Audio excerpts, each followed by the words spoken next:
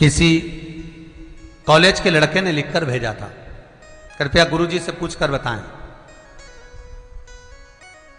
कि सबसे ज्यादा दूध श्रावण के महीने में ही शंकर भगवान पर क्यों चढ़ता है, उसका वैज्ञानिक कारण क्या है। भैया आप कथा सुन रहे हैं, बहुत प्रेम से सुन रहे हैं, इसकी मुझे खुशी है, प्रसन्नता है। श्रावण के महीने में शंकर भगवान पर गाय का दूध सबसे ज्यादा इसलिए चढ़ता है क्योंकि गाय हरा चारा खाती है। बारिश होने लगती है आषाढ़ से तो हरा चारा खाना गाय चालू कर देती है, और गाय जब हरा चारा खाती है तो उस हरे चारे में हो सकता है कोई जीव हो, कोई झिंगुर हो, कोई ऐसा जीव हो जहरीला, और वो गाय उस चारे को खाते खाते उसके शरीर में हरे चारे के रूप में वो विषधर जीव भी चला जाता है। जब विष अंदर जाता है तो गाय के रक्त के शरीर की नाड़ियों के माध्यम से दूध में मिल जाता है। इसलिए वैज्ञानिक कारण यह है कि गाय का जो दूध कच्चा निकलता था श्रावण के महीने में, वो शंकर भगवान को समर्पित कर देते थे कि ये विष वाला दूध हमारे घर में कोई पिए ना। इसलिए शंकर भगवान को कच्चा दूध चढ़ता है, पका हुआ नहीं। क्योंकि कच्चा दूध अगर श्रावण के महीने में हम पिएंगे तो हो सकता है उसमें कोई जीव हो और वो हमारे भीतर जाए, विष उत्पन्न कर दे। इसलिए श्रावण में पका हुआ दूध गर्म कर कर उसको पिया जाता है, पर शंकर भगवान को कच्चा समर्पित किया जाता है। विषधर को विष ही धारण हो सकता। 4 हिस्सों में जो तुम दूध कटोरी में लेकर शंकर को समर्पित करते हो, शिवजी पर जो तुम दूध चढ़ाते हो, शंकर पर अगर थोड़ा सा भी 1 चम्मच भी दूध चढ़ाया है तो 4 हिस्से हो गए। पहला वो दूध का हिस्सा गया कहां? वास्तु के देवताओं के पास। किसके पास गया है? जम के बोलिए जरा। वास्तु के देवताओं के पास।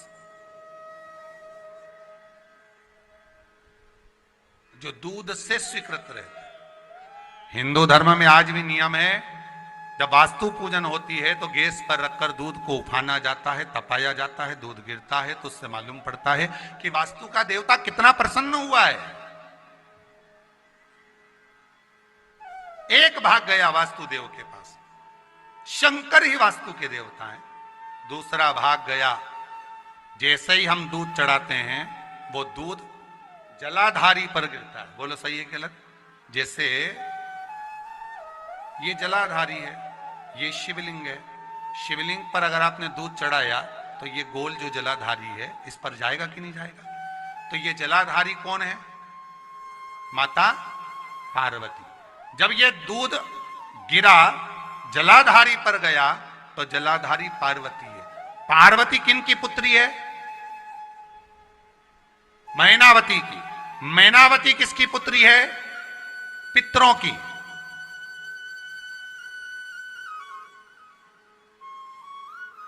जब ये दूध पार्वती के हस्त कमल पर जाता है, पार्वती इस दूध का भाग मैनावती को देती हैं कि माता आपने मुझे दूध पिलाकर पालन किया है। इस भाग को जब मैनावती को मिलता है तो मैनावती अपने पितरों को प्रदान कर देती है कि आपके बल पर आज मुझे ये प्राप्त हो रहा है, आज मुझे मिला। तो शंकर पर चढ़ाए गए दूध का एक भाग वास्तु को गया, दूसरा भाग जम के बोलो पितरों को गया, तीसरा शिव को चढ़ाया गया दूध का तीसरा भाग जाता शंकर के गले में जो विषधर बैठा है। कौन? वासुकी नाग। वासुकी नाग।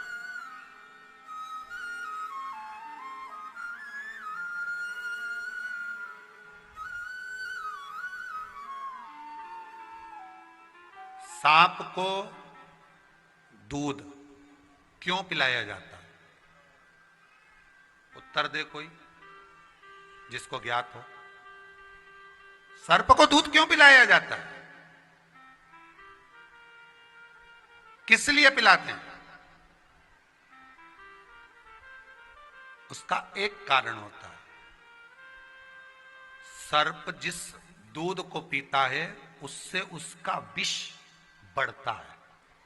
सांप दूध जब पीता है तो उसका विष की मात्रा बढ़ती है, उसका जहर और जहर का जो तत्व है वो बढ़ने लगता। इसलिए आपने कभी कभी सुना होगा, जितना दूध पिलाओगे उतना विष उगलेगा। सुना कि नहीं सुना कहावत? जितना दूध पिलाओगे उतना विष उगलेगा। सर्प की गणना के अंतर्गत सांप जिस दूध को पीता है उसका वो विष बनाकर प्रदान करता है, उसका विष।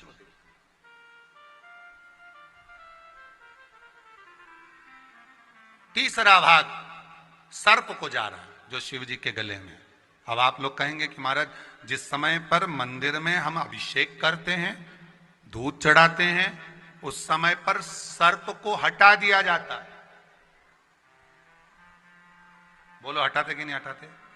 जिस समय आप दूध चढ़ा रहे हैं, जल चढ़ा रहे हैं, पंचामृत स्नान करा रहे हैं, शंकर जी का स्नान कर, उस समय वो सर्प को हटा दिया जाता है।